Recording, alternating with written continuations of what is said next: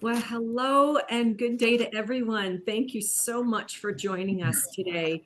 Wherever you are in the world, we appreciate having you here. And tonight, today, this afternoon, we are speaking about some really fun things. We are going to be talking about different biohacking techniques and tools to optimize your performance. And I'll tell you, I am so excited about this for two reasons. One, I love biohacking and using myself as my own science experiment. But also, I get the immense pleasure of talking to you about this with one of my absolute wonderful, brilliant coworkers, Justin Harris. Thank you so much for being here tonight. Hello, hello. Thank you. This is such a fun topic because we're just nerds, Dr. Laura and myself. We're as nerdy as it gets when it comes to this. And I've always been fascinated by, different routines, different things that you can do to turn yourself into a formidable opponent, like turn yourself into something more powerful than you would have been otherwise. I think that the realm of physical performance, the realm of cognitive performance, there's so many little tools and tactics that you can put in place to bring a better version of yourself to this table of life. I only control the level of man that I can possibly bring to this table day after day after day. And we have control over what those habits look like. If I want to vape and eat Doritos and play Call of Duty till the cows come home, I can choose to do that and elect to do that. But what's the net result? What impact am I truly going to have on the world? As an alternate, what if I get up early and lift weights and take a cold shower and do all of these things that we're going to talk about tonight? When you zoom out, what is that net difference to the world at large, to your coworkers, to your patients, your siblings, your parents, right? That's what we're talking about. There's a bigger thing going on here. Our performance in our lives matters to the world at large. So we're going to get nerdy and we're going to get deep about that tonight. Looking forward to it. That actually reminds me of a podcast I recently listened to with Jim Quick, where he said that it's a BCD sandwich. You have birth, you have death. The C in between is choice. The choices that you make in your life on how you want to live your life. So I think that, this really embraces that, because the whole point of biohacking is to manipulate the environment in and around you and inside of you to make that difference, to affect your genetic expression. And obviously, we want to do that in the best way possible because we want to feel great. We want to enjoy our life. We want to make the choices. We want to make the best choices possible. And in order to do that, it really helps to feel our best, to be our best.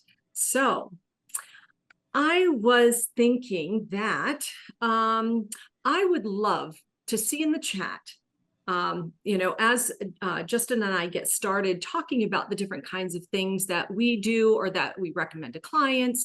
What kinds of biohacking tools and techniques do you, our audience, use? Start putting it in there. Would love to have you share some of the things that you're doing. Maybe we'll be mentioning things that you've already heard of, but maybe didn't know some of the benefits of them. Or maybe we'll be mentioning some things you've never heard of that you may want to try. So yes, please pop it in the chat. Let us know what kinds of things that you do, that you use, all kinds of things. So as we are waiting for people to let us know, Justin, what are some of your favorite biohacking tools, tips, techniques? So, broad category because there's really a hack for every little thing that you might possibly think of. Like, I'm just going to get right off the bat here with I got a haircut this morning and I'm not that happy with it. I've had better. So, I'm going to hack this hack job that he did. And the way that I'm going to do that is with biohacking, right? So, I use this thing called the derma roller, right? And it's got all these little hundreds of titanium needles and they're really small. you can actually get different lengths because it penetrates the dermis of the skin and the epidermis at different like depths. And once you penetrate the dermis and the epidermis, you can actually, like any serum or anything that you put in, will go through all of these little micro channels and it'll actually amplify the benefit. So I'm going to derma roll my scalp and I'm going to use some GHK copper peptide and I'm going to smear it in there. And in a few days' time, it will have grown in and it'll look even again. I'm also going to use some red light therapy to bake that copper peptide right into my scalp. Then I'm going to get on my inversion table, which tips you upside down. And it's something I use for spinal decompression. But it also, when you're upside down, increases blood flow to your head. So when I'm upside down, I'm going to massage the copper peptide into those microchannels, and it's going to amplify the benefit that much more. This is a little bit silly, but I'm orchestrating something here that you can actually hack almost any problem that you have, right? There's always a solution. I'm a big fan of those kinds of things, peptides, derma rollers. Red light therapy is one that we talk about a lot, yourself and I, Dr. Laura. And versatility wise, if I had to say one tool really being serious, that's probably it. I think that the ability to turn the sunshine on with the click of a button is absolutely amazing. I live in BC, Canada, and we have a real winter, and sometimes it even helps me with seasonal affective disorder, just feeling it on your skin, feeling that warmth on your face. It's great. And it helps with collagen, blood flow, anti-inflammatory, mitochondrial biogenesis, you name it. So that's one of them that I'm going to be using probably every day for the rest of my life. What about you? What's your favorite if you had to pick one? Oh gosh, that is too hard. I honestly, I don't have one favorite because it really depends on what is my need at the time. Yeah. Obviously my favorite is the one I need most at the time. And I have to say, absolutely though, red light therapy. And I see Barbara also says she uses red light therapy, which she thinks is a lot of fun. It is incredible for so many different reasons, upregulating mitochondrial function in that healing process.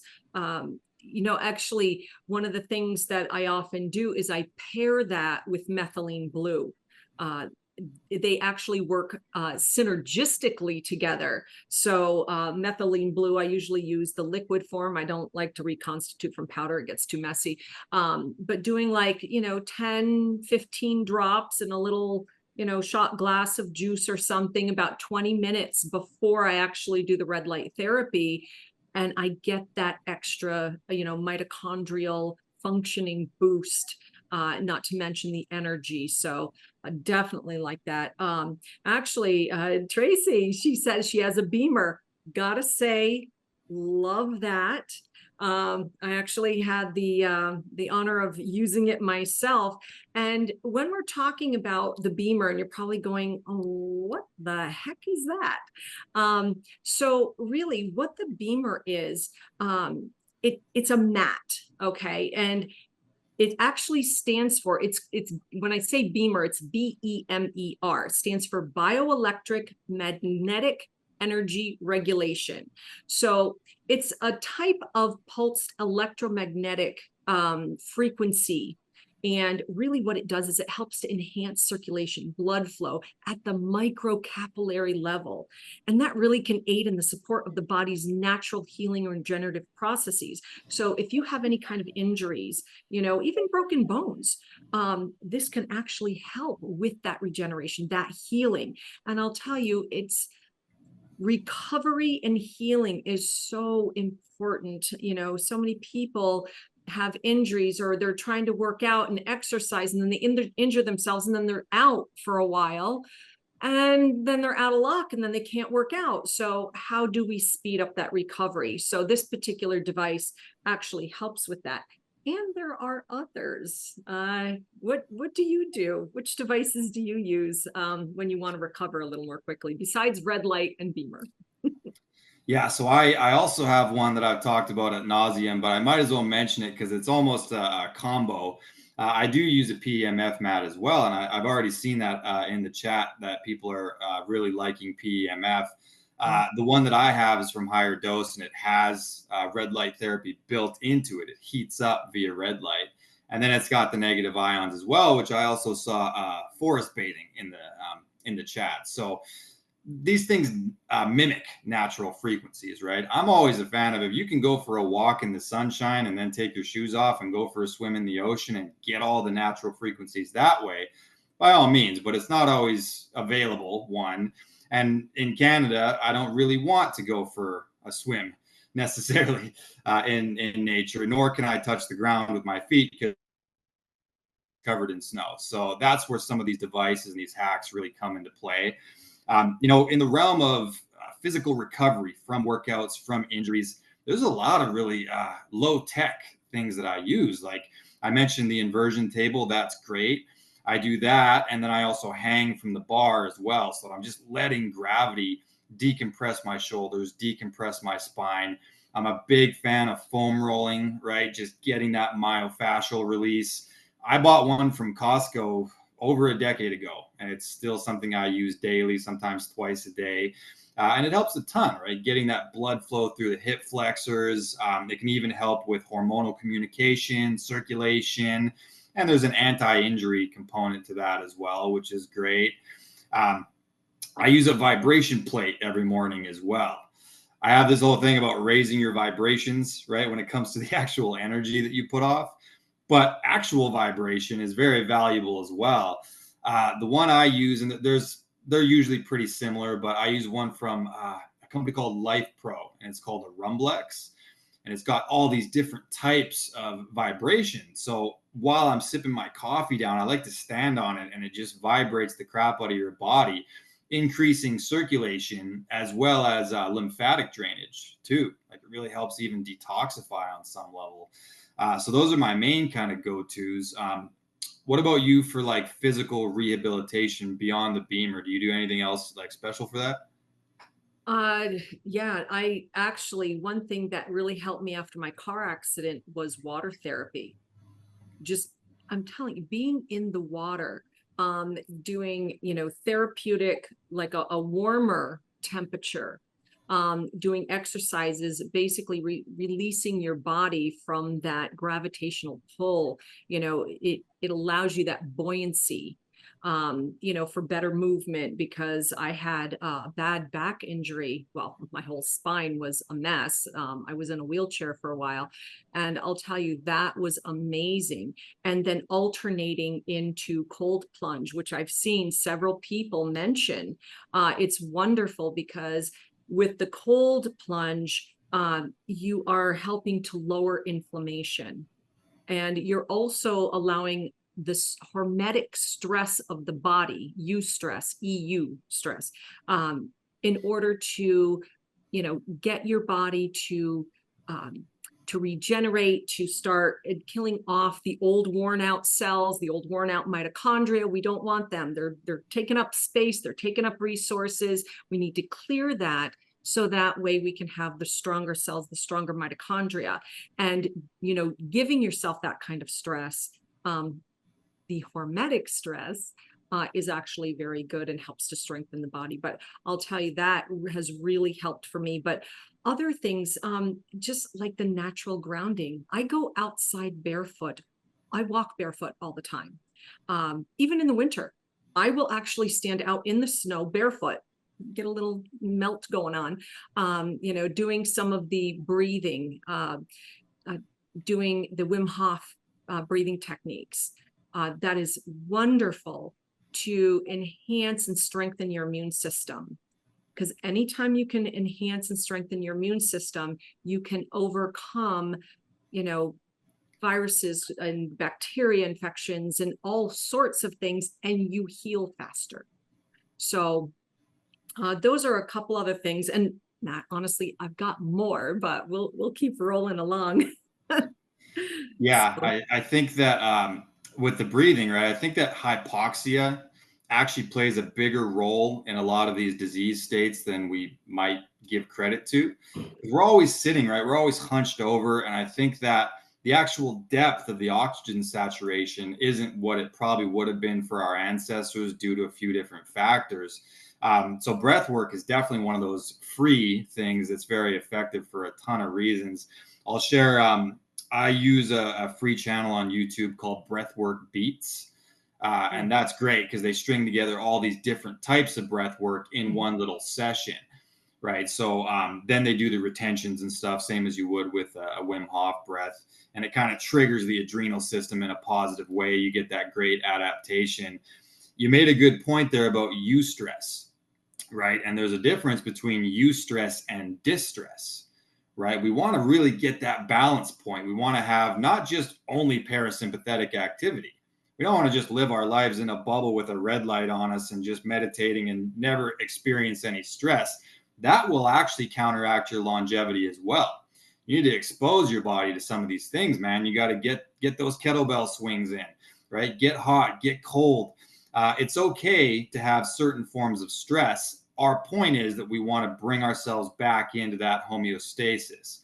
So there's eustress, which is good. There's distress, which is bad. Experience a bit of both, but find these ways to get back into the center.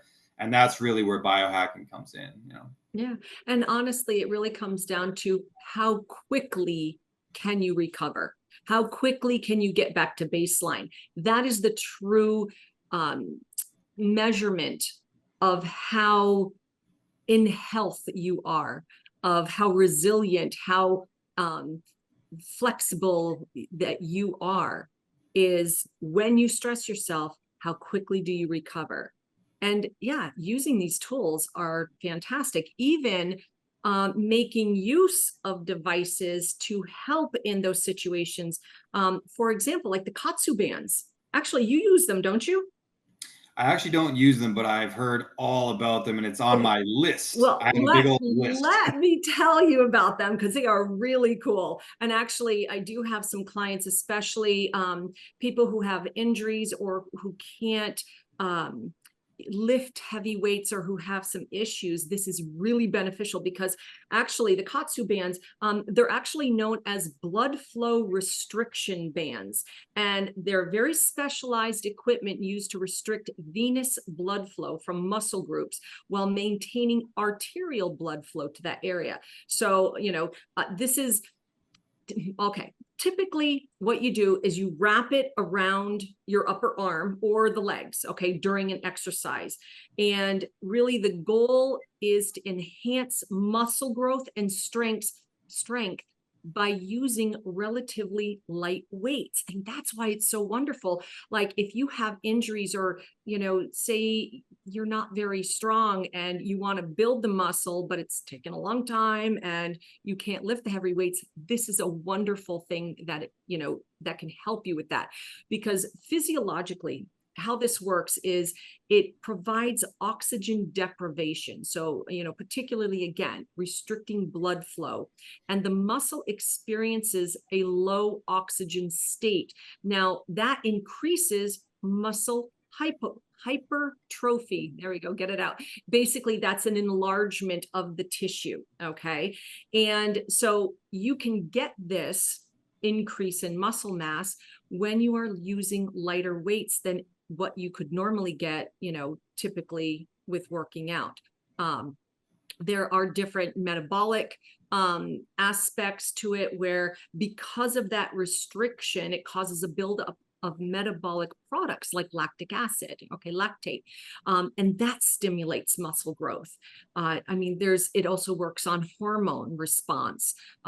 So all of these things actually work well with that, doing the work, but kind of cheating in a way to get the benefits, but not putting yourself in a in ways where you could injure yourself by maybe not having good form or not being strong enough, but still getting the benefits. That's what biohacking is.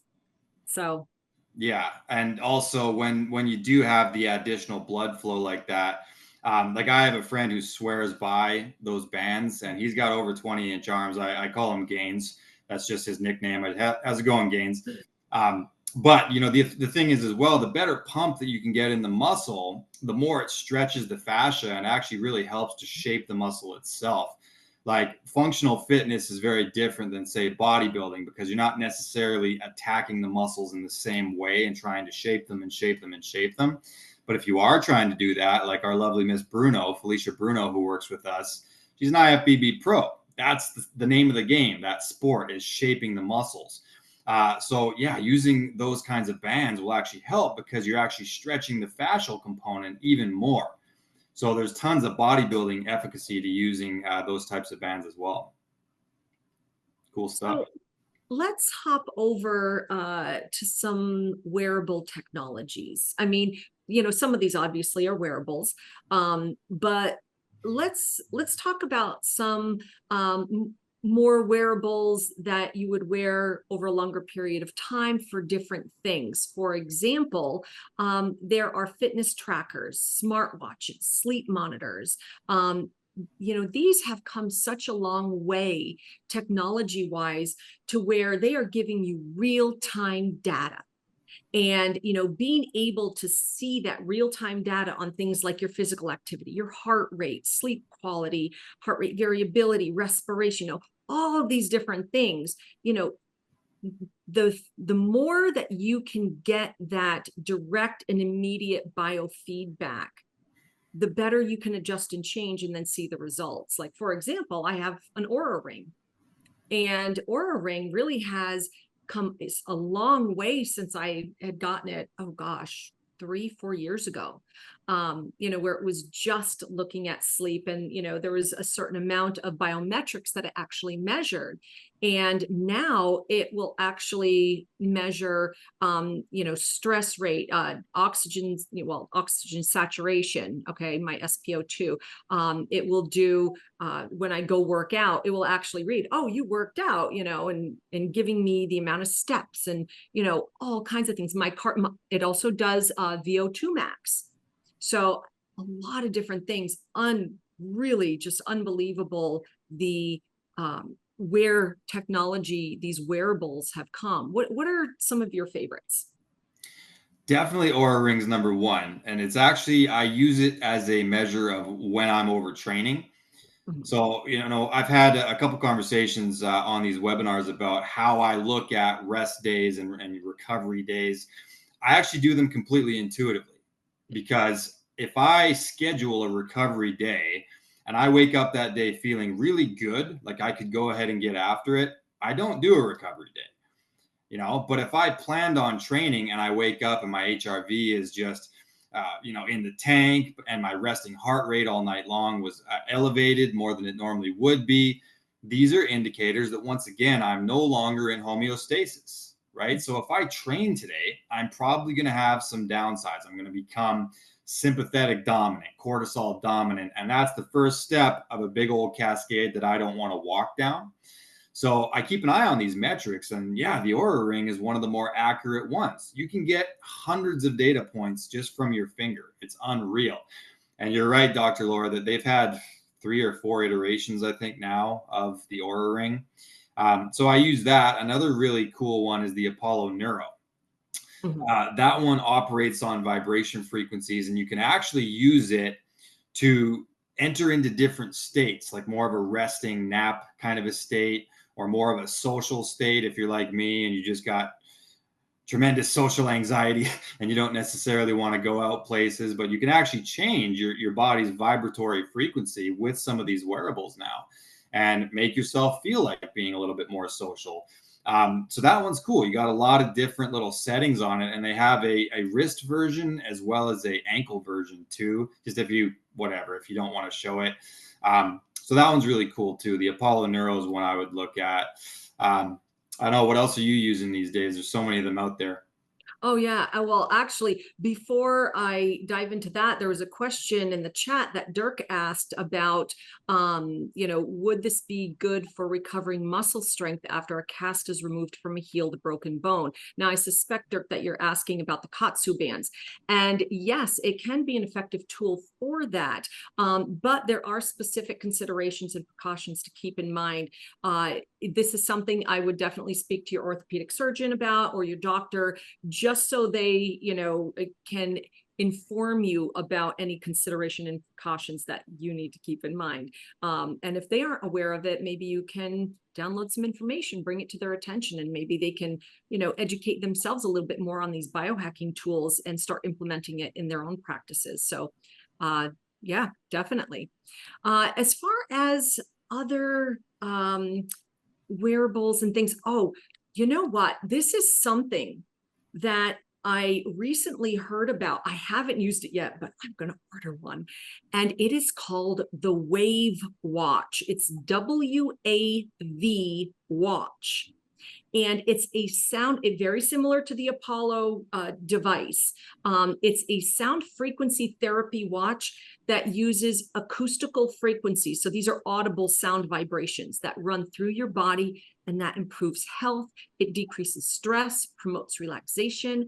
It happens to offer about 1,000 different vibrational selections to help with these self-care problems and imbalances in the body. But the person who told me about it is a nurse, and she's also a hypnotherapist, and just amazing, actually, friends with our CEO. And so the thing is that there are more things out there. There are so many things, and it's, finding out, hey, because she's used it with a lot of clients. She's used it on herself. It's, has worked very well. And that's the kind of thing. It's like, I like the science of it, but ultimately it comes down to that anecdotal evidence. Does it work? Yeah. And this is where I want to mention a device that we have had and we've talked about in the past, and that is called BrainTap. I tell you, I absolutely love my BrainTap. And now, if some of you have not heard about what BrainTap is, it is a technology and program that's designed to help achieve balanced brain wave states. It enhances relaxation, improves mental clarity. And what it, excuse me, what it does is it combines audio and light stimulation. So it's a headset, with the earphones, the visor comes down and you get this flashing light. You keep your eyes closed, you're laid down nice and calm, and you get walked through different sessions. Now it can be verbal guided sessions, it can be just binaural beats, it could be music, and there are selections and recordings that you go through for practically anything, for better learning, for getting deep sleep, for PTSD, for children. It is amazing. And I actually became aware of them at the biohacking conference a little over a year ago. And when I tried it, they had done measurements. I saw my brain and doing all these other measurements, and, here's feedback. Then I did a 15-minute session, and then they retested me. And the change in my ability and the calmness of my brain and in what I was able to utilize more synchronistically was just amazing. So this story is really incredible, because this is what really got me hyped up about BrainTap, is that I had bought the unit, and then I was traveling from Orlando to Phoenix, and I had a layover in Austin. Well, when I got to Austin, I missed my flight to Phoenix. So I ended up having to be in that airport for 9 hours. I'll tell you what, when you have to sit in an airport for too long, all the noises, the EMFs, which is another thing we're going to talk about, all of the busyness, I had such a headache, several hours in, and the fatigue, it was not fun. And I was sitting there at the gate, still had like another 2 hours before my flight took off. And I forgot that I had my BrainTap in my carry-on with me. So I'm like, I'm going to try that. So I ended up finding a little spot, putting that on. I did 2 back-to-back sessions. I'll tell you what, when I was done, my headache was gone, my fatigue level way down. I'm telling you, I felt like a new person. It was unbelievable. And ever since then, I have been telling all my clients about it. I bought one for my kids, I bought one for my husband, just like, I'm telling you, it's absolutely wonderful. So, and oh, I wanted to let the audience know that we actually are going to be doing a live session with the Brain Tap team and Dr. Porter in the next month or so. So please keep your eyes and ears out in your email inboxes for that session. That will be really a wonderful session to jump in on. I'm looking forward to that so much. I have so many questions because it's a really fascinating science and it's such a combination of different strategies in one device. Like binaural beats is a strategy in and of itself. Um, Photobiomodulation, a strategy in and of itself. And I had never heard of using it within the ears as well. Like your ears actually respond to light stimulus as well. So it's really cool. They've got it in your eyes as well as your ears. And the thing that I love the most about it is that it does not ask my permission. Like it doesn't ask my brain's permission to calm down. It hijacks your senses. Mhm. So you just got to press play and it does the work for you because I'm not a meditator. I'm not someone who has the capacity to shut my monkey mind down. But with technology, I'm able to do that. I have a couple of little protocols that I choose to pair with it. So usually I'll do it on the PEMF mat. Why not? It's going to relax my muscles that much more. And usually, if I have the time, about 20 minutes before I do my brain tap, I'll usually have some sort of little concoction to also kind of shut down the adrenal cortex as well. So I'll use like a reishi mushroom tea. I'll dump some CBD in there, something to just, down regulate a little bit, maybe some L-theanine, and by the time that starts to kick in and hit me, that's when I turn on the brain tap and I get all these other stimulus happening. And I use it to biohack a little midday, recovery session. So that's a really good protocol. Anytime you can biohack a little section for yourself in your day to actively get the parasympathetic nervous system kicking on, you're going to recover so much better and then perform so much better thereafter. So I love combining these strategies. It's a fun little art form in and of itself. Yeah, speaking of which, and blending that a little bit more, is having a nappuccino. Say, okay, it's middle of the day, you're starting to get that slump, and you need to perform, later in the afternoon. So maybe taking a shot of espresso or drink some coffee, lay down, do a brain tap session for about, 22, because they're generally, around 20 to 25 minutes. By the time you're done, the serum level concentration of the caffeine will have kicked in, because that usually takes about 27 minutes to reach that level. And then you will be energized and ready to go. I've done that before and it works. So, but absolutely. And the one thing I really like is that a lot of these things are good for kids. The brain tap, there are children's settings, sessions for them. The PEMF mats, I actually have a client whose son, ADHD, very difficult to fall asleep, it was very hard for him to wind down at night, wouldn't sleep very well. And I had them get the PEMF, actually it's the higher dose mat. And now they have him sit on that, a little bit before bed, and they said it calms him right down and he's able to sleep so much better. Beautiful. Red light therapy, again, yes, you can use these things on children.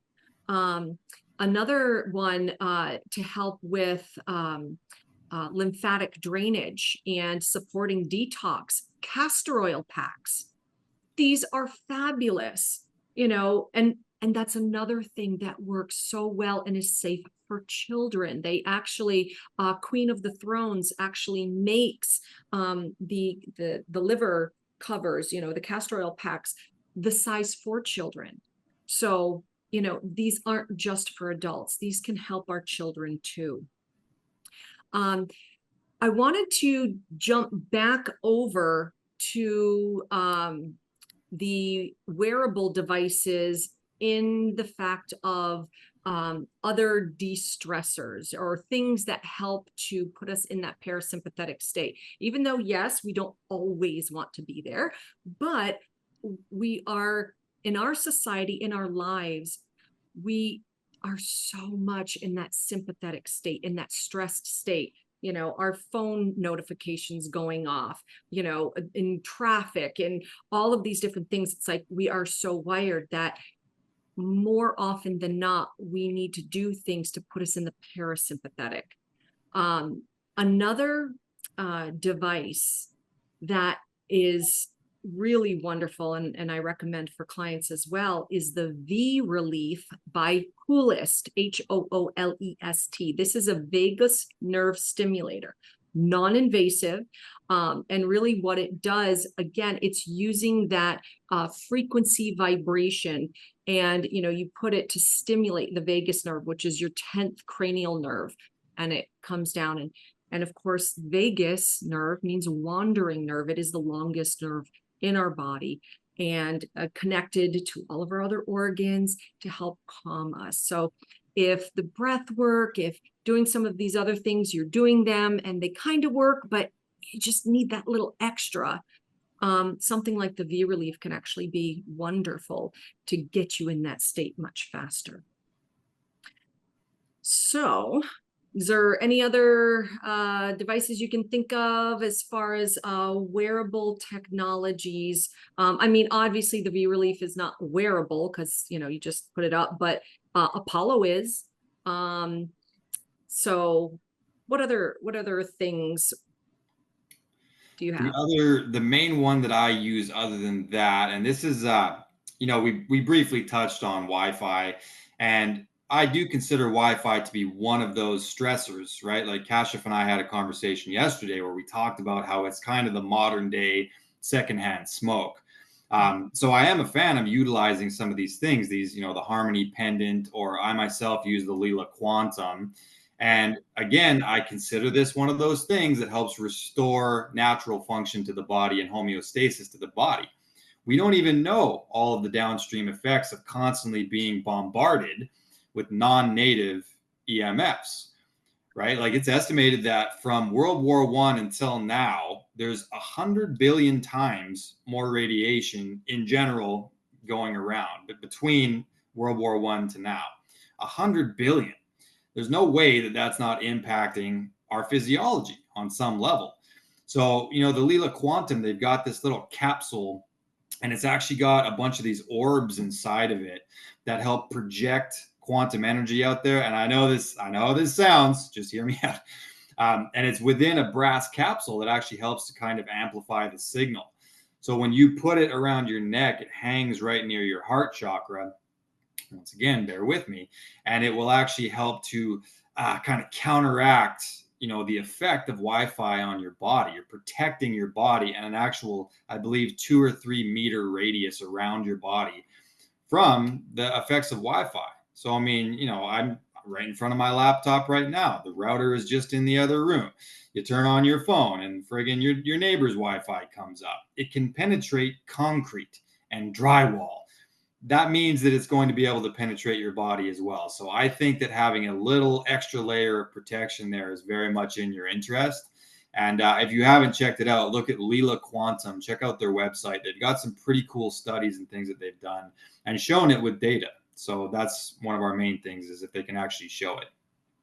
Yeah, and speaking of EMFs, I mean, the fact that there are over 12,000 research articles that talk about and have shown the detrimental effects of EMFs, and you can look that right up in PubMed, Google Scholar, any of those.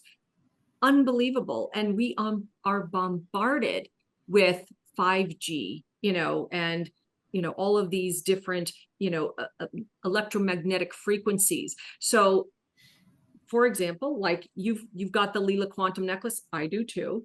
And there's another one that I have. It's called Vivo Base. Now, this is just the personal protection. And Vivo Base actually is wonderful. This small one has about a 5-foot radius. I actually did a panel discussion at the Biohacking Congress in Miami last fall.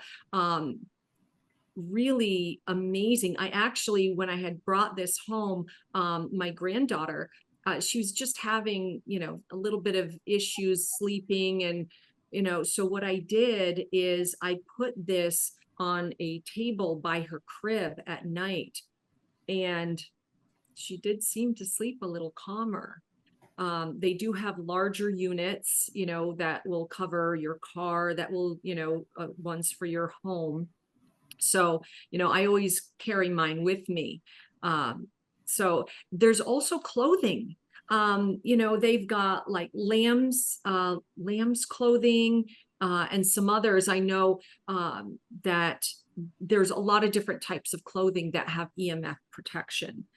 It really does make a difference. So also, just to circle back, my very first podcast that I hosted for DNA Talks was with Nick Pineau, the EMF guy. So if you want to learn more about, EMFs, the detriments, how do you protect yourself? Where is it? You can visit his website, theemfguy.com. Great guy, great story. But really, I will tell you, a lot of clients that I work with, when it comes to, detoxification and, them not feeling well, EMFs is one of the major components that we need to address before they really start feeling better. Yeah, So, agreed. let's see, what else? How about getting into some nutrigenomics? Now, here's a word. Okay, so when I say nutrigenomics, this really involves tailoring the diet based on one's genetic makeup.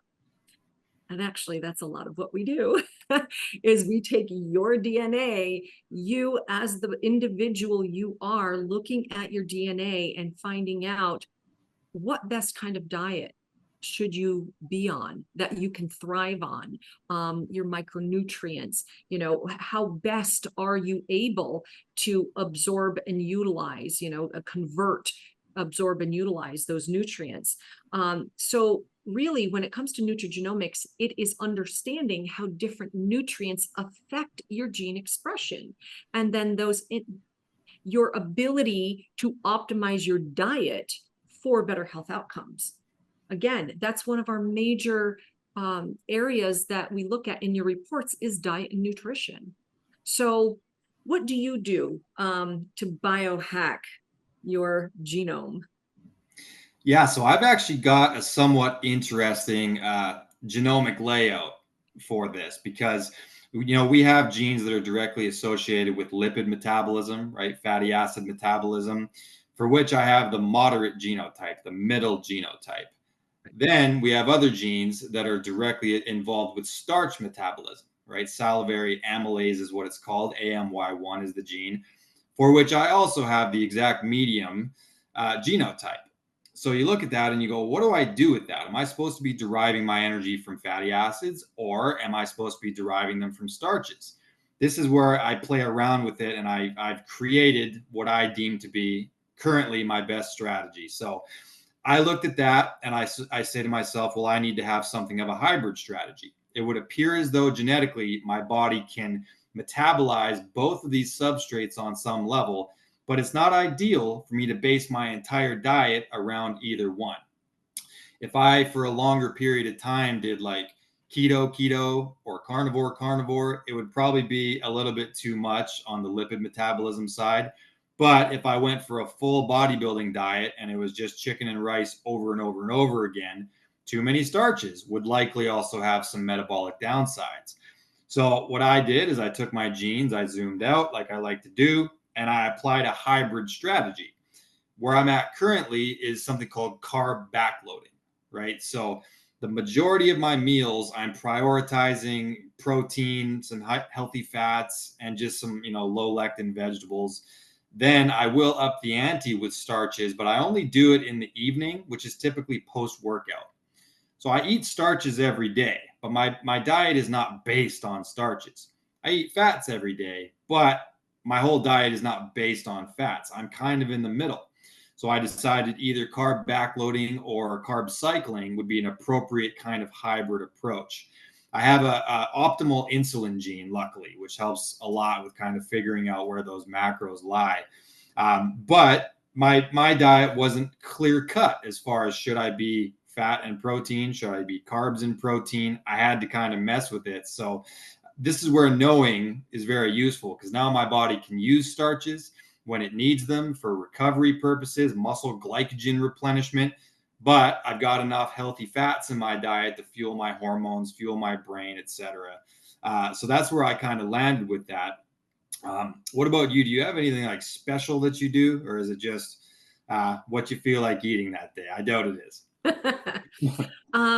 Well, actually, for me, I really look at doing the whole foods, staying away from processed stuff, making sure that I read labels like incessantly. Actually, I try not to eat food with labels, because basically that's what you should do, is go to the perimeters of the stores, get an apple, get things that you can actually recognize and see, that don't have those nutrition labels. But really making it more simple, going to the farmers markets, buying local, growing them myself. That is huge, because, growing these vegetables myself, the herbs, I know what is in the food that I am making. I make homemade meals way more than I go out to eat. Honestly, since I've been here in California for a little bit, I've never eaten out so much in my entire life. I normally, it's just like, I mean, before I probably went maybe 4 years without ever going to a restaurant.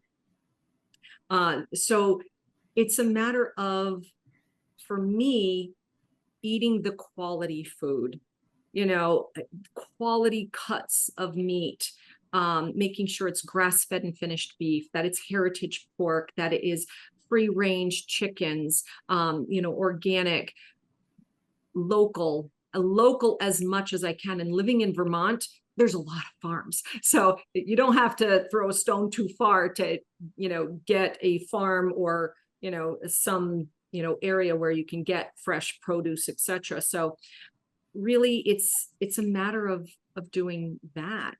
I don't eat a lot of breads, or pastries very much. Every once in a while I do indulge, but because I have been more strict in my diet and in my health, I can do that every once in a while. I have given my body that eustress, not the distress, to be metabolically flexible enough where I can do that and I don't get as severe of, reactions from it. So I am able to eat, a lot of different things, short period of time, and have a quicker recovery from it. But definitely working in, those superfoods, dark berries, colors, eating the rainbow, but eating live, real food.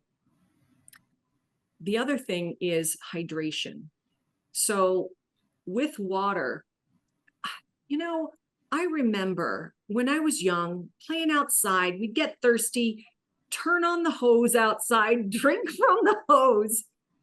Nowadays, oh, could you imagine? I mean, people don't even drink their tap water anymore because of the chemicals and everything else in it. I mean, it's a shame that it has come to that, but it's knowing where are your sources of good water. So yes, you can absolutely buy, filtered water, or, distilled water, or some of these other spring waters at the store. But if you can find a natural spring near you, and if you go to findaspring.org. It actually has locations of real springs, like spring waters coming out of a mountain, everything else, in your closest location. And I highly recommend that, because I will tell you, I actually did water studies that I published on back in my undergrad, looking at the quality of water. And the cleanest water out of all of the samples that I had taken was from a natural spring in Tupper Lake, because we happened to do that water system. The flavor, the taste of that fresh mountain water, oh my gosh, there is absolutely no comparison.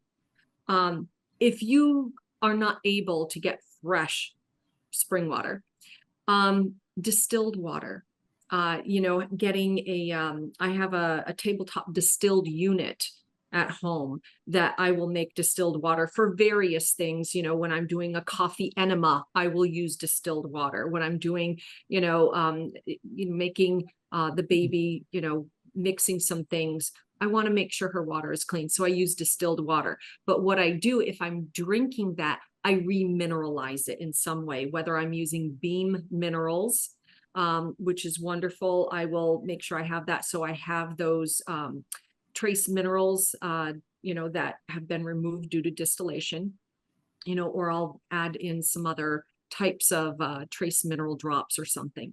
So having the clean water, super important. So that I would say, these are foundational things. They really are. So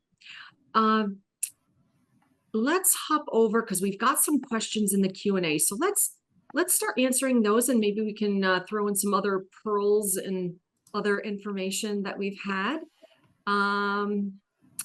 Okay, the first question from Dirk. How many people cannot, many people cannot easily change their diet and lifestyle to improve their health. I wonder if we can get them started down the path by improving them some relatively easy things they might do that could help improve how they feel and actually produce some initial real health benefits, which might then motivate them to take the next step, like the guidance that, for their DNA 360 to make more substantial changes. And he says that he sees modalities like molecular hydrogen, pectosol. By the way, love those things too. We didn't mention, but those are fantastic. PEMF, red light therapy, energy bits, as fairly passive changes to adopt, which are safe and have real impact. But perhaps some of the biohacking ideas that we've been talking about today could be added to the safe set of passive steps that could be easily adopted. Absolutely. I mean, like what Justin was saying earlier, it really is a multimodal stacking way of going about doing this, using different types of tools, putting them together. Because one of the things that I tell my clients is, when you have issues, it's kind of like having a roof with holes. Well, raining, yeah, you're going to have leaks. We want to plug those holes. Yeah, you can plug one, you can plug 2 and 3. You still have more holes, you're still going to be leaking. You've got to start plugging all of them to stop the leak. So this is what I'm talking about. Applying different modalities, different techniques, various tools, stacking them, and finding the combination that works. And it's really working and starting where the person is at. What can they do? What can they start incorporating, financially, time-wise, physical health-wise? There's so many different aspects to this, but that's the wonderful thing about having so many different tools and techniques. There is a plethora to choose from. So it's just getting the right combination. Yeah, agreed. And in fitness, there's a concept called moving from general to specific, right? So let's say you want to be a tennis star. You're going to start with general fitness, but then you're going to move toward more sport specific exercises, right? Things that include more rotational power, etc. So I think with your health, it's the same thing. We're going to start general, and then we're going to move to specific using the DNA 360 and these various metrics.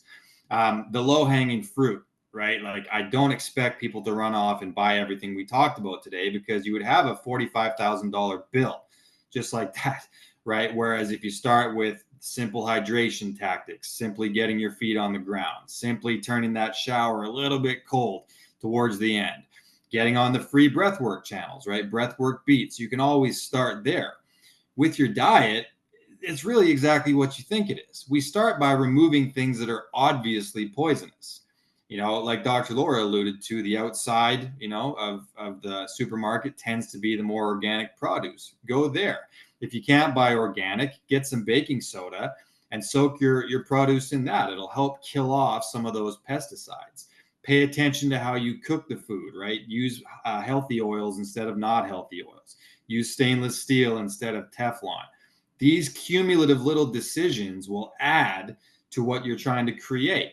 Then we get crazy after that. Let's get the red light therapy and a Hap B and a Aura ring and all these different, wearables and biohacks. But start where it starts. It's so easy to get overwhelmed with this kind of stuff. I was overwhelmed in the beginning. Even when I first got my functional genomics certification, I was like, man, this is intense.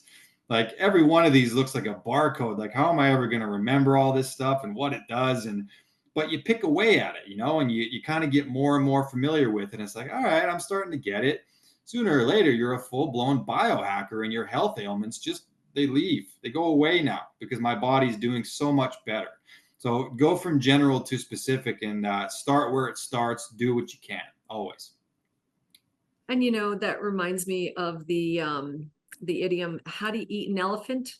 One bite at a time. Not that I would ever eat an elephant, but that's just the phrase. Yeah, just one step at a time. Add in one thing if that's all you can handle. If you can handle more, great. Add in a couple more. But do what you can do, because honestly, it's no good if you don't do it. It's not going to help you if you aren't consistent with it. So if you want to make the changes, start small, do what you are able to do. There's a question from Richard.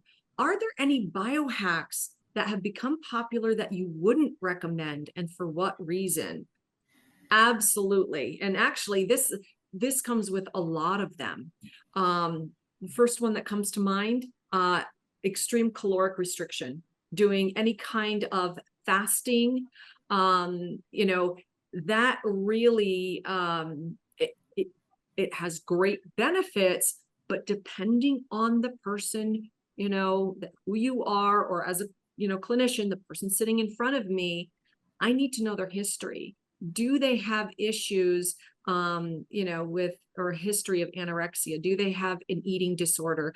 Are they very low in weight already that it could become problematic? And any type of long-term or severe caloric restriction, that could cause some real health problems. So this is where, unless you are versed in how to do it, I really would make sure that you speak with a healthcare practitioner before taking on anything like that. Because you want to be monitored. You want to make sure that your levels are okay, that you're not getting hypoglycemic, to where you could pass out or have other issues. So that's a big one that comes to mind. What about you, Justin? That was actually the first one that came to my mind as well. Like, people who do, OMAD for too long, like they'll do one meal a day. And I'm not against one meal a day by any means, but I think that the prolonged use of that, sooner or later, we're just starving. We don't have enough actual nutrients. So that's one. Another one would be the overuse of plant medicines and plant journeys. Once again, I'm absolutely in favor. Go ahead. But if you're doing ayahuasca every weekend with your buddies, at a certain point, we're just partying now. You know what I mean? So I think that you need to make sure that you pay these things their due respect. You can achieve higher levels of consciousness via going for a hike sometimes. You do a crazy enough yoga workout in a sauna, you're probably going to talk to God just a little bit. And that's okay too. So I'm not against it, but I've had clients that are like, every week, they're like taking big old doses of psilocybin and different things. And Just be aware of that. Look at your dopamine pathway. If you're predisposed to things like addiction, you may want to do these a little bit more infrequently and really treat it with respect. Go into it with an intention, and you're not just trying to get high here, right? We're trying to do something to enhance your spirituality. So overdoing that is another thing that I've noticed. It's totally up to you if you do that or not. That's just my take on it. Yeah, another one that I would say, which probably would not be used very often, and I don't know how many people are really aware of it, is a deprivation tank. It's a sensory deprivation tank, like a float tank. And it is a lightless, soundproof tank with salt water at skin temperature. So the whole point is to minimize any sensory inputs to the brain. This can be really wonderful, but if you have some traumatic problems, if you have a lot of anxiety and stress and are not prepared for that, that could put someone into a panic attack and, cause some major issues. Again, this happens to be a particular biohack that you need to prepare yourself for, and that you should have monitored by a professional. So, but that's another thing. That's a little more extreme and not as readily available as compared to something like extreme caloric restriction. Okay. But that's something that I probably would say, don't do, that I would, advise not to for most people unless they are prepared for it. Okay, let's see. Another question. Richard has another question. What about hacks and strategies for lowering, chronic high cholesterol? Cortisol. Or cortisol, sorry. Yeah. Cortisol. Yeah, can't read. I have a couple of things to say about that. Yeah. The first thing that I have to say regarding cortisol levels is to be aware of who's doing the testing and what that actual number looks like. Because I'll tell you, most traditional doctors, the way that you measure cortisol usually is with something like saliva, and you do it a few times a day. So it's like morning and then afternoon, evening, and night. And then they give you like a sum. But the problem is the spectrum that they're looking at oftentimes comes from this huge, broad number of people that they tested, to where, you could be a fentanyl addict and they tested you and that number goes into their consideration. You could be a monk living in a monastery and they test you and that goes into the consideration. So what ends up happening is you have this huge broad spectrum, and if you're anywhere within that spectrum, you're considered normal. But you could be at a 1.8 and still be in a normal range, which is really low, right? So I really recommend making sure you're with a functional person for that one who knows exactly what they're looking at. If it is chronically high, I would definitely pay attention to the pattern, right? Is it high in the sum, or is it just high for the morning cortisol? Is it high for the evening cortisol? Know which one it is and look at the pattern, the actual daily flow, because there is a point in the day where it should be pretty friggin' high. And then there's a point in the day where it should be super low. If it's the sum, meaning all day it just happens to be elevated, then I would certainly look into some of these hacks. You can use things like ashwagandha, rhodiola. These are pretty good nutritive substrates to help you deal with that. The breath work, the Apollo Neuro, all of these things to kind of shut down the adrenal cortex a little bit is very useful also. So I think that having that midday nap, for example, the biohacked nap, that can really help to restore that rhythm. There's a reason why it's off, right? So if it's off, we need to kind of break down what is it in your day? What is it in your life? You could have a food sensitivity, right, to whatever, oxalates, and you have that spinach salad midday, and it's actually upping your cortisol levels, right? So you may even, if it becomes chronic and stays that way, you may even want to look at like a food sensitivity test to know, what is causing this stress. I also recommend continuous glucose monitor, because that's a really good indicator. If you take in something that your body interprets as poison, your cortisol is going to go up due to it. And it could have nothing to do with the macronutrient within it. So stuff like that, I would identify the where and where that's coming in, and then use some of those other strategies to downplay it. Breath work, brain tap, etc. What do you think on that one, Dr. Laura? Anything to add? Oh, absolutely. Those are wonderful ideas. And I mean, really, even zooming out and looking at that 30,000-foot view, making sure that you have regular exercise, that actually can help reduce cortisol levels, because the nervous system is so active. It's got a lot of energy, and exercise movement actually helps to dissipate that excess buildup of energy. And also doing things like yoga. Okay, so in regular exercise, I'm not just like saying going to the gym, but doing things like yoga, tai chi. That's excellent for stress reduction, because you are in a stress state with those higher cortisol levels. The other thing, eating a balanced diet. Take a look at your diet. And this is also where the DNA 360 reports can come in to help zone in on what is the best diet for you, or at least the guidelines for the best diet for you. Making sure that you're getting adequate sleep. Where can you tweak and fix? Look at your sleep hygiene. How can you make it better? Because there may be some simple things like just lowering the temperature in your room, making sure that you have blackout shades, turning off your screens, about an hour or two before you go to bed. Breaking up and turning off your Wi-Fi, not having those EMF exposures, that is going to cause, stress on the body and bother your sleep, kind of like what happened with my granddaughter. But also looking into different things that we've talked about, the meditation, the breath work, doing like what Justin was saying. He's already mentioned about supplements like the ashwagandha, but also just your omega-3 fatty acids. That is wonderful and has been shown clinically and in studies to reduce your cortisol levels, as well as magnesium. Because when you are stressed, stress depletes magnesium faster than anything.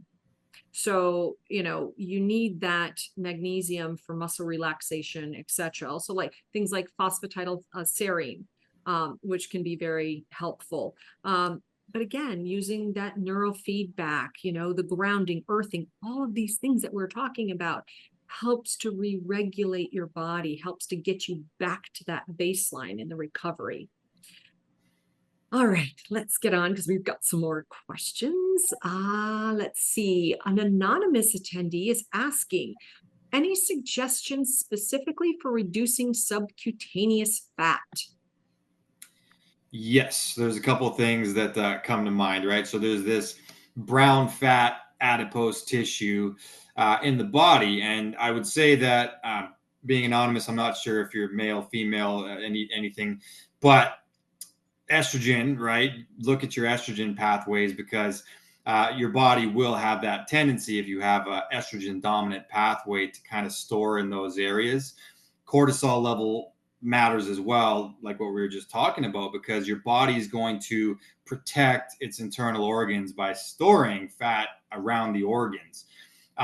What I will say is that there's things like conjugated linoleic acid, or linoleic acid, CLA. That's actually a omega-6 derivative. It's not going to add a whole bunch of omega-6s to your diet. You don't have to worry about that. It's a derivative of it, but it tends to target those subcutaneous fat deposits, and it can actually help you to reduce them. So that's an added strategy there. I would say that intermittent fasting is useful for this. Cold and heat tends to kind of mobilize those fatty tissues a little bit also.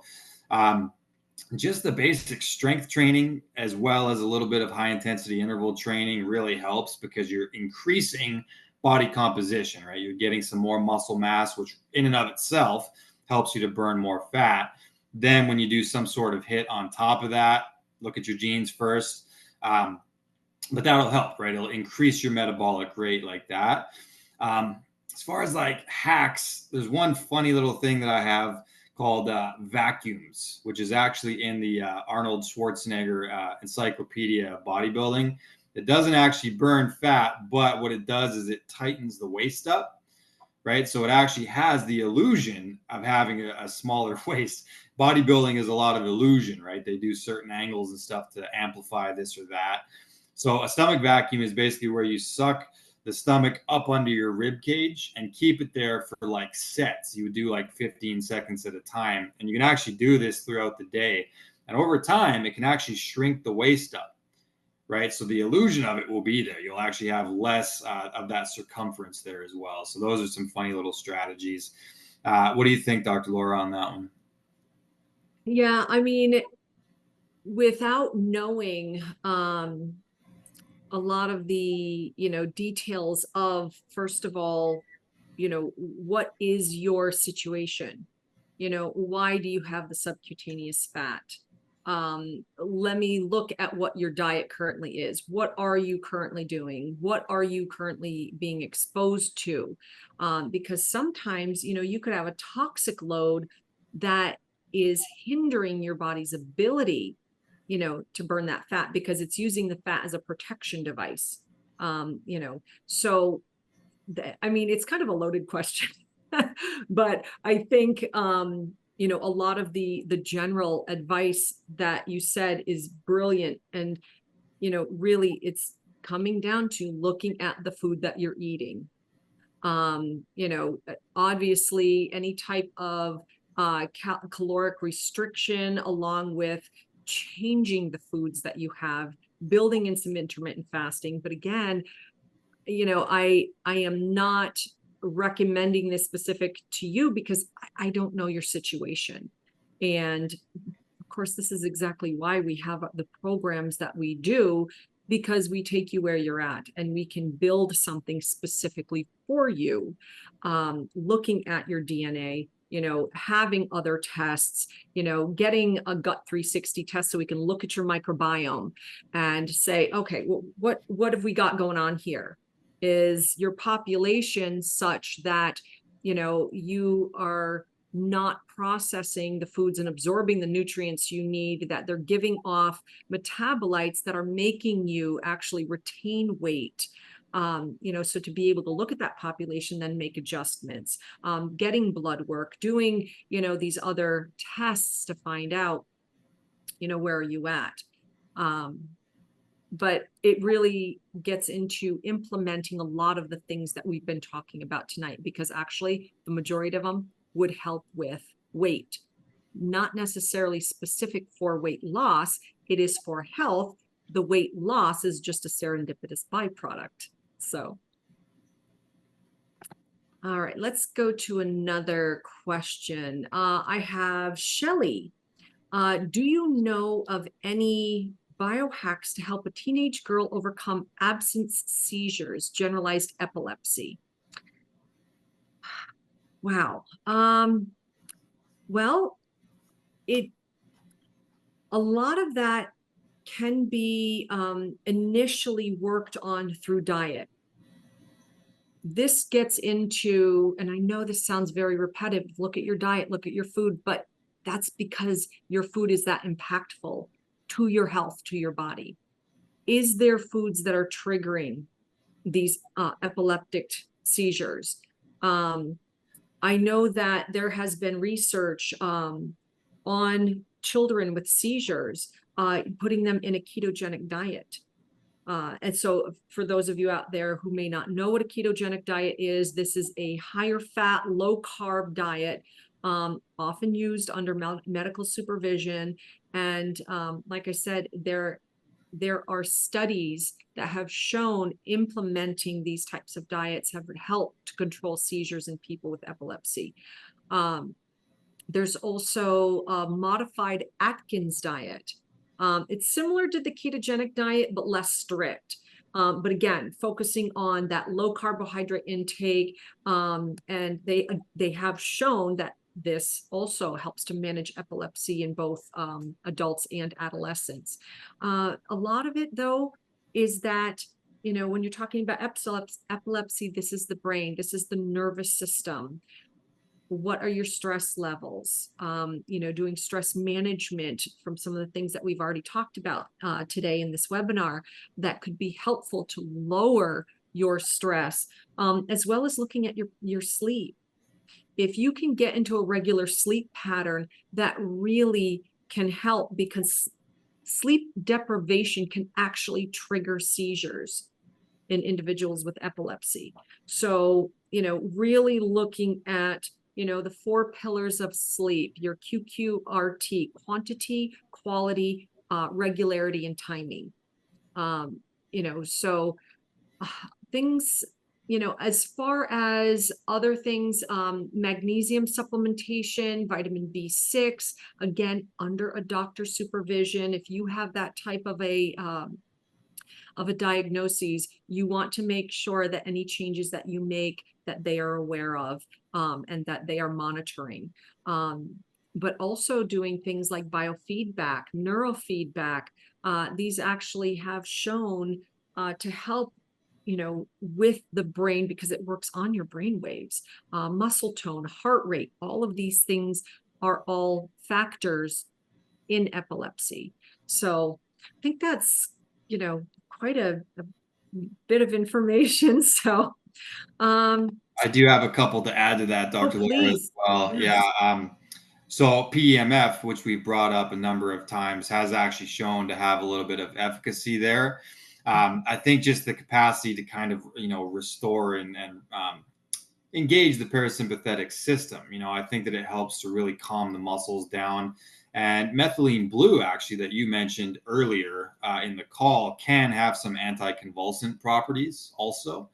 Um, it's so good for the mitochondria as well. There's a number of moving parts to how epilepsy works, but those two substrates are of use as well.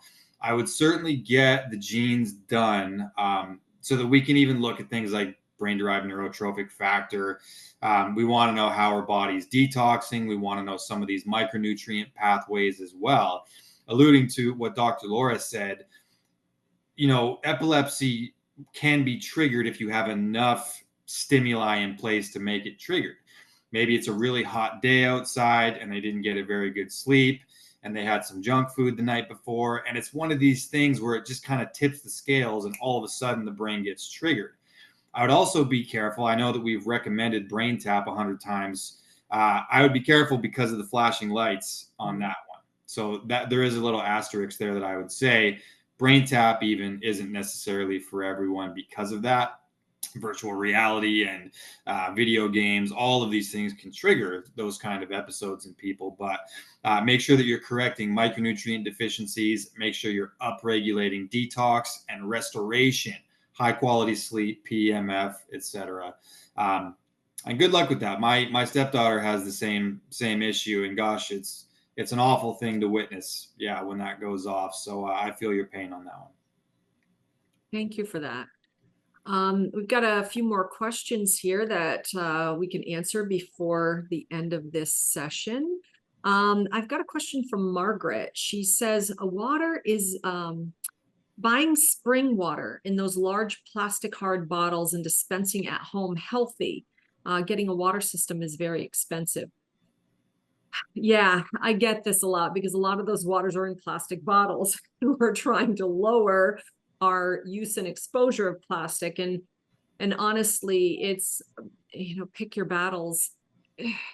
Again, one of the things that I do when I go to the spring, I don't want to bring glass because, they could fall and break, and then broken glass, and I don't want anybody to get cut or injured. So I actually put it in a plastic container to collect it. Then when I get home, I put them in glass, like these gallon glass jugs, or like, the couple liter carafes. So that way it is held and stays in glass. Again, you just kind of have to do the best you can.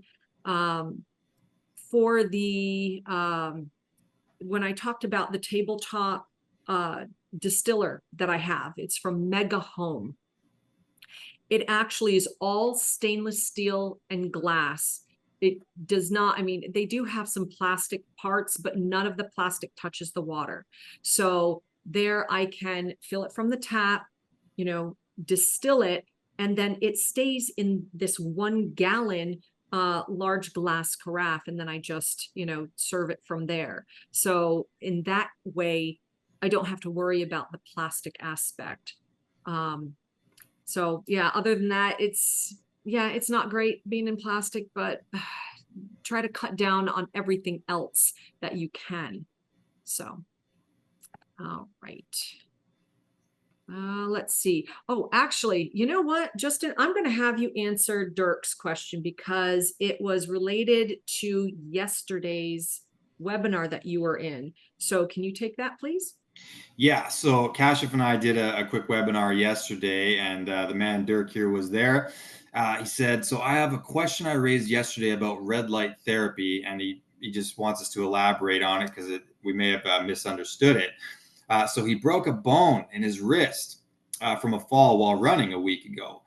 I mentioned to my ortho doc about using red light therapy to help speed healing of the wrist bone.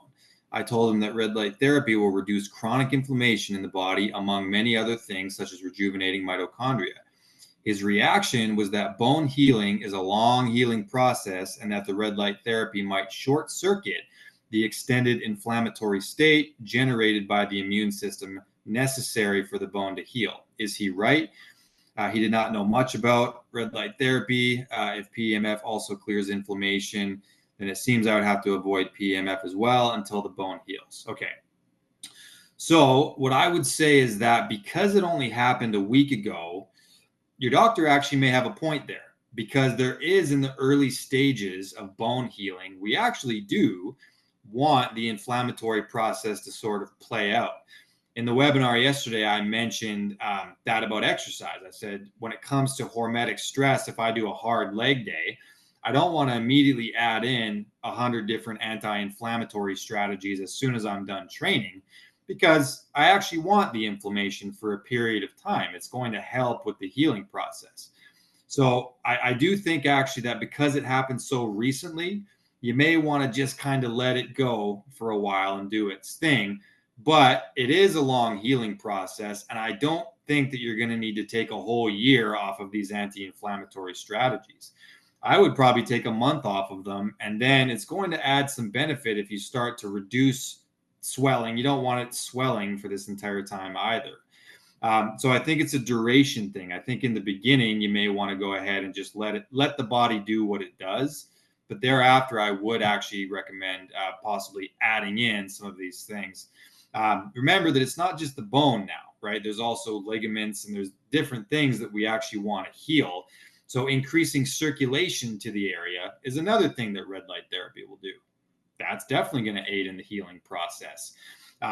The mitochondrial component, I mean, it's just one of those things. You can also use things like bone marrow. You can actually get like grass-fed bone marrow, and you can use it in capsule form to get some of the nutritive substrates that you might need. Some essential amino acids might be of use there as well. Collagen heavy, bone broths, those kinds of things for the ligament aspect. But ultimately, I think you'll be able to add in red light therapy and PEMF, but probably not right away. So I'm going to go ahead and agree with your doctor. I'm not able to disagree with him in the first place because he's your doctor and I am not.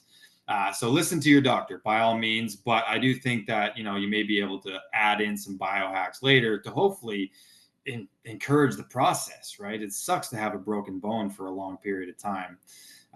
Dr. Laura, do you have anything to add to that? I think that's kind of the best. Yeah, I might throw a little confusion into the mix because yeah, it does take a long time for bones to heal, but it doesn't necessarily have to. And, it's just that I can definitely respect his understanding and his experience because that is the norm. So instead of me just, pushing back too much, I'm going to say that an anecdotal story, someone I know broke her arm, and after it was broken, they had done an x-ray and came home. She ended up having to have go see the doctor again. It was like on a Friday or something. Had to go see the doctor again on Monday. But she used the Beamer. She laid on that Beamer that I talked about earlier in the webinar. And when she ended up going back to the doctors, they did another x-ray. It was only 3 days. And when the nurse, had put up the things and the doctor looked at it, they didn't think it was her x-rays. They're like, oh no, these are the wrong ones. We got to do another one. Did another x-ray. Sure enough, it was hers. The bone had already started healing so much that they were like, oh my gosh, how is this happening? How did she heal so fast? And it was due to using the Beamer because of that microcapillary effect, getting the nutrients, getting that healing effect. And there has been no negative residual effects. So again, I'm not going to contradict your doctor because he's the one seeing you. I'm just saying anecdotally that healing capacity can be manipulated, and that doesn't necessarily mean it's such a bad thing. So You're also only talking about the wrist, right? And so like the whole rest of your body, right. You can do PEMF and red light therapy on everything but the wounded area if you're concerned about it, and still get this massive plethora of health benefits. I'm just always, in a position where I can't contradict your doctor because he's your doctor and I'm not. But yeah, a couple of food for thought items on that one, if nothing else, hopefully. Yeah, do your homework and then make your own informed choices. Take the direction of your doctor, but have a discussion with them. Have be informed, bring forth the information, ask, the educated questions. So, all right. So we've got 2 more quick questions. One, Mary, she says, I have a Swiss Bionic PEMF, which I got with, it's something called OmniBrain. It has audio, headphones, light over the eyes. Is this similar or as good as BrainTap? Unfortunately, I'm not familiar with that brand. So, I would actually have to go in and take a look at their technology, what it is to really do a comparison. Justin, have you ever heard of OmniBrain or Swiss Bionic? I've heard of it actually. Yeah. So I know that it does operate on 2 modalities, similar to how BrainTap would. I'm just wanting to give Mary some advice here, just because Mary's awesome and I've met Mary before, virtually, that is. So I do think that it's a similar concept to BrainTap. If they actually have, the same level of efficacy, I don't personally know that, but I have heard of it and I've actually read up on it at some point, and it is covering 2 similar bases to what BrainTap is. So if it's anecdotally doing something for you, then by all means, that's the one. But BrainTap is the one that we've really looked at the most as far as efficacy and the studies that they've presented. And they, once again, they go to these conferences and they literally do the biofeedback right in front of you. So I hope that helps a little bit. I would say that if it works, great. If not, maybe consider switching to a BrainTap. And nice to see you on one of these as well. I hope to have another conversation with you again, Mary. So the last person who put something in the Q&A, Bally, she just wanted to share even something as simple as using an hour and a half sleep cycle increment, so you don't wake up in the middle of a sleep cycle, can actually help you feel better. And yeah, that is true. And actually, we're going to be getting a bit more into sleep next week, I believe. On Tuesday, I'm going to be hosting a webinar on sleep, specifically looking at some hacks and napping and in different ways that you can help to increase the benefits of sleep. So, we'll definitely dive into that more, but that can give you a little bit of a teaser for our next webinar. So I want to ask, how did you, our audience, what did you take away from this? if you can put in like one major thing that you learned that you didn't know before from this webinar, throw that in the chat. I'd love to see what pearls of wisdom and great tools and techniques you're taking away from this webinar tonight. Don't be shy. I see some compliments in there for us. Thank you all very much. Much appreciated. Yes, absolutely. Yeah, we really hope that you are taking away, really good information from these webinars. That's why we do this. We want to educate you. We want to empower you with this information so you can make better choices to be the best you possible. All right. What we are going to do is, let's see. So I see people saying major benefits from PEMF. Great. More tools that they were aware of.